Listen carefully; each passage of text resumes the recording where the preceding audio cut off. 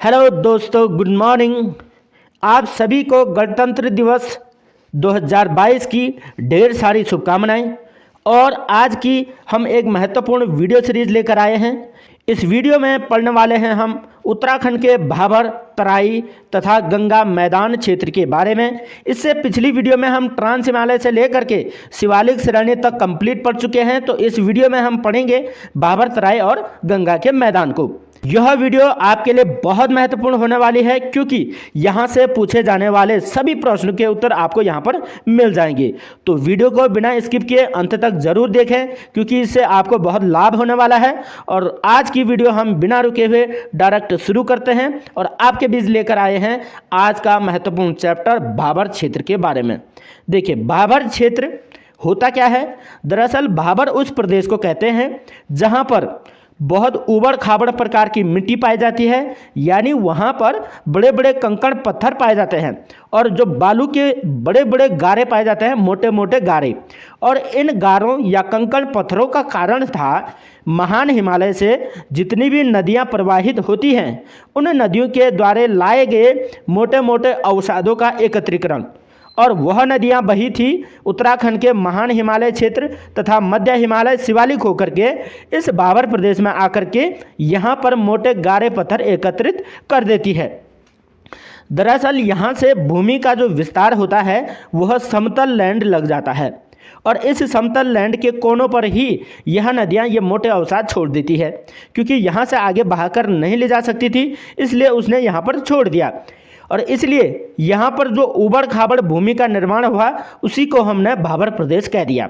देखिए, इस भाबर प्रदेश का निर्माण भी प्लीस्टोसीन युग माना जाता है, क्योंकि प्लीस्टोसीन युग में शिवालिक श्रेणी का निर्माण कंप्लीट हो गया था। उसके बाद इस क्षेत्र का निर्माण होता है। जब शिवालिक श्रेणी बन करके कंप्लीट हो गई थी, उसके बाद नदियों का प्रवाह हुआ और नदियाँ प्रवाहित हो करके यहाँ पर अवसाद एकत्रित कर देती है। इसलिए यह क्षेत्र बहुत महत्वपूर्ण हो जाता है। इसलिए हम इस क्षेत्र के बारे में कुछ और डिटेल पढ़ लेते हैं। जैसे इस क्षेत्र की अवस्थिति है वर्तमान में तराई क्षेत्र के उत्तर में, यानी उत्तराखंड में जो तराई क्षेत्र है उसके उत्तर में इसकी अवस्थिति है तथा शिवालिक श्रेणियों के दक्षिण में इसकी अवस्थिति है। इस चित्र में आपको स्पष्ट दिखेगा कि यह जो ऊपर की एक मोड़दार श्रेणी है, यह है शिवालिक श्रेणी। और इस शिवालिक श्रेणी के दक्षिण में यह मोटे गारे कंकड़ पत्थर वाला एरिया लग जाता है भाबर क्षेत्र। और इसके दक्षिण में है तराई भाबर और इस तराई के उत्तरी क्षेत्र में लग जाता है कौन सा, भाबर क्षेत्र। तो यह तो होगी इसकी स्थिति। अब इस भाबर प्रदेश का उत्तराखंड में विस्तार पाया जाता है मात्र 10 से 12 किलोमीटर चौड़ी पट्टी में फैला हुआ है, यानी इसकी जो चौड़ाई है वह मात्र 10 से 12 किलोमीटर है उत्तराखंड में। और इसका विस्तार पाया जाता है पश्चिम में देहरादून से लेकर के पूर्व में चंपावत जनपद तक। और इन जनपदों में भी 6 जनपद महत्वपूर्ण हैं जहां पर इसका विस्तार पाया जाता है। भाबर प्रदेश का विस्तार देहरादून जनपद, हरिद्वार जनपद, पौड़ी गढ़वाल, नैनीताल, उधम सिंह नगर तथा चंपावत, इन 6 महत्वपूर्ण जनपदों में विस्तार पाया जाता है। और इस क्षेत्र की जलवायु भी जिस प्रकार शिवालिक श्रेणी की जलवायु उपोष्ण प्रकार की पाई जाती थी, वैसे ही यहाँ की जलवायु भी उपोष्ण प्रकार की ही पाई जाती है। अब यह तो हम जान चुके हैं कि भाबर प्रदेश उबड़ खाबड़ और मिट्टी, कंकड़ पत्थर तथा मोटे बालू से युक्त होती है, क्योंकि यहाँ पर नदियों द्वारा बहाकर लाए गए मोटे अवसाद का निक्षेप किया गया है। इसीलिए इस क्षेत्र का निर्माण उबड़ खाबड़ रूप में होता है और यहाँ पर कंकड़ पत्थर और मोटे बालू के कंकड़ पाए जाते हैं। और इस क्षेत्र को उत्तराखंड में सबसे अनउपजाऊ क्षेत्र कहा जाता है।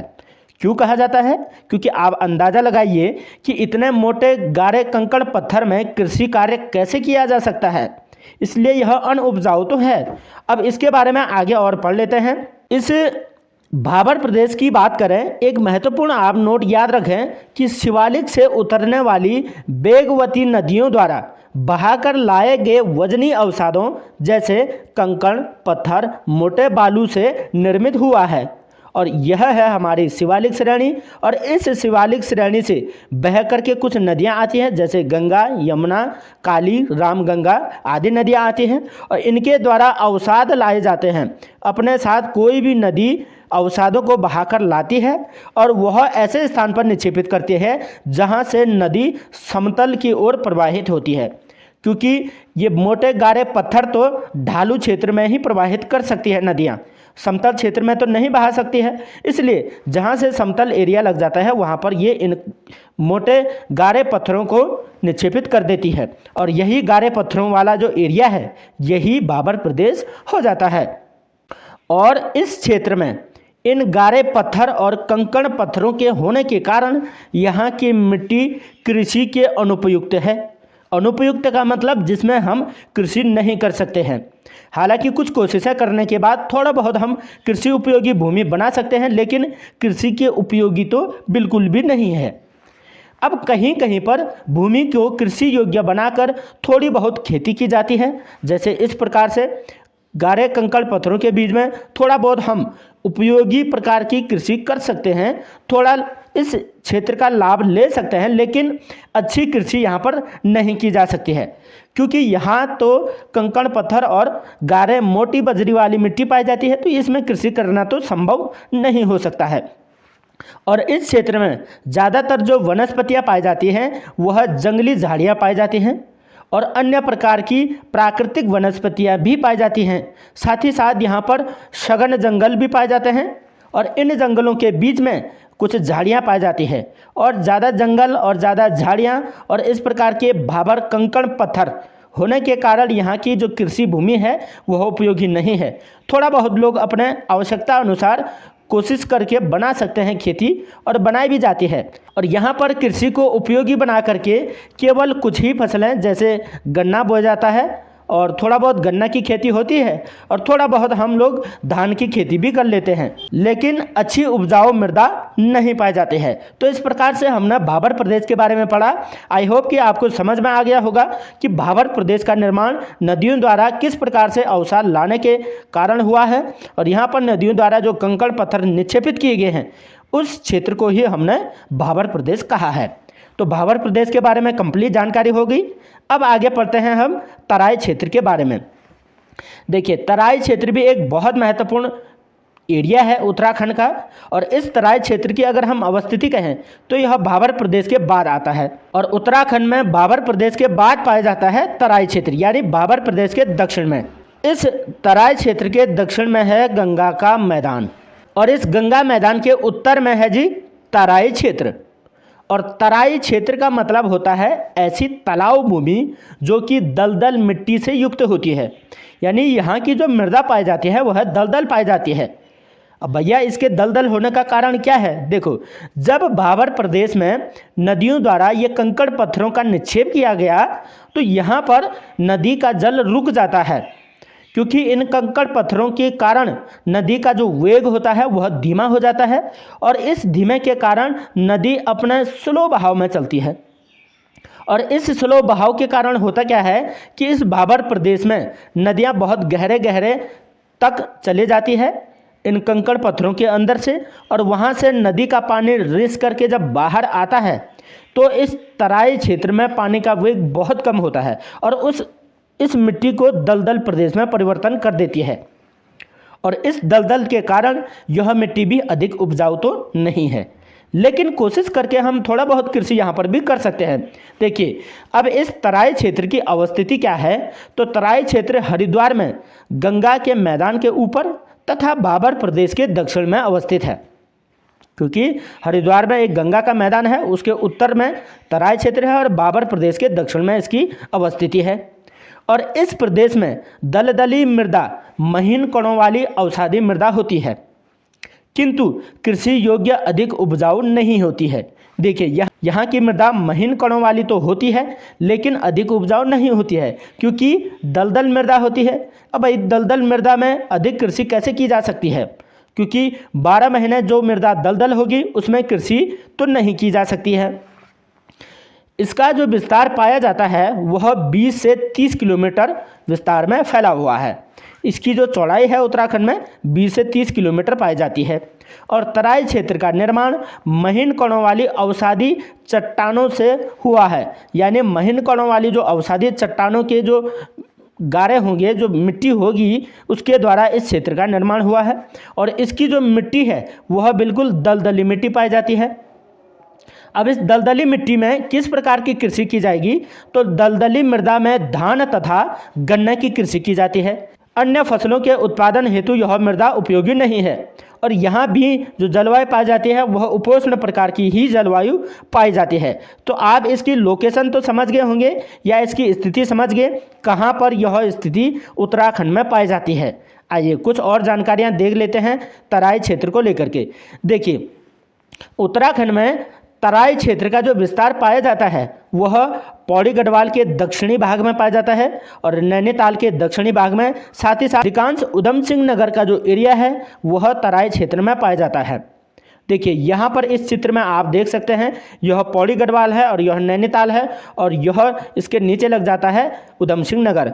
तो पौड़ी के दक्षिण क्षेत्र में तथा नैनीताल के दक्षिण क्षेत्र से इसका विस्तार शुरू होता है और उधम सिंह नगर का अधिकांश भाग इस तराई क्षेत्र में आता है। तो उधम सिंह नगर में तो भाई देखो, धान की खेती और गन्ने की ही खेती की जा सकती है और कुछ कुछ पौड़ी गढ़वाल में भी इसका विस्तार है और साथ ही साथ नैनीताल के दक्षिण भाग में भी इसका विस्तार है। देखिए, एक इम्पॉर्टेंट नोट आप जानकारी याद रखें कि उधम सिंह नगर जिले में बाजपुर, रुद्रपुर, खटीमा, किच्छा और सितारगंज, ये जो 4-5 जो क्षेत्र हैं यह उधम सिंह नगर के तराई क्षेत्र का ही भाग है।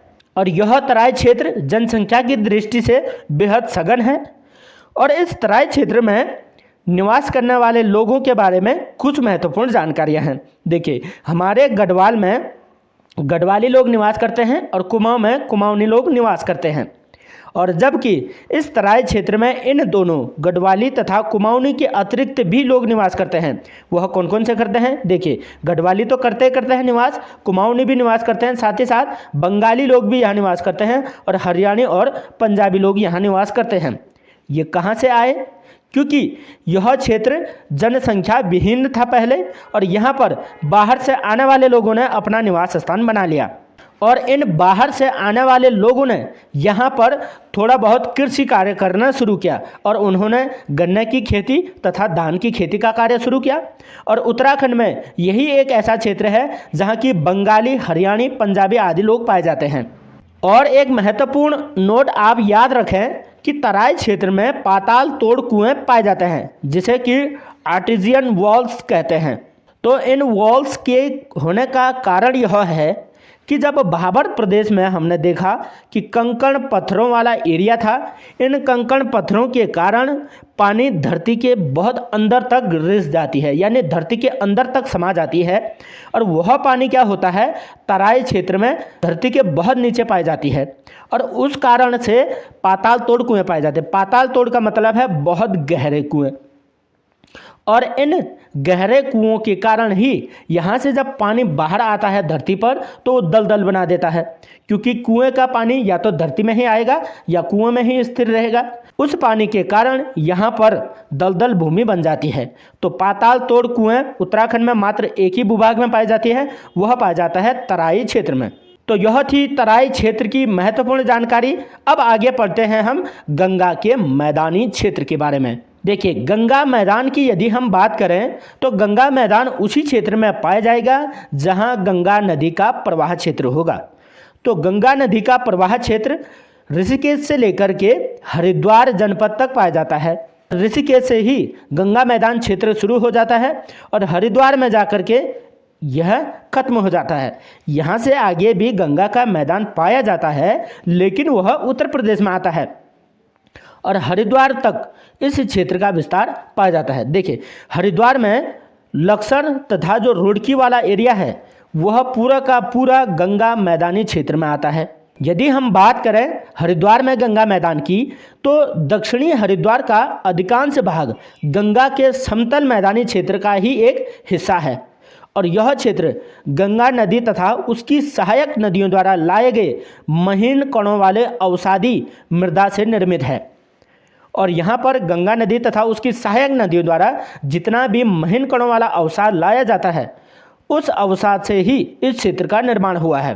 देखिए यह क्षेत्र वास्तव में जलोढ़ मृदा से निर्मित है। जो गंगा द्वारा लाई गई मृदा होती है उसे जलोढ़ मृदा कहते हैं और इसी को कांप मिट्टी भी कहेंगे। और कांप मिट्टी कीचड़ तथा बालू से निर्मित होती है और यह कीचड़ तथा बालू मृदा सूखने के बाद एक प्रकार की उपजाऊ जलोढ़ मृदा बना देती है। क्योंकि कीचड़ तथा बालू तो सदैव कीचड़ ही नहीं रह सकता है, क्योंकि नदी द्वारा एक बार निक्षेपित करने के पश्चात वह सूख जाएगी और सूखने के बाद बहुत अच्छी उपज वाली जलोढ़ मृदा बना देती है। और इतनी अच्छी कांप मृदा यह बनाता है कि यहाँ पर गहन खेती हो जाती है।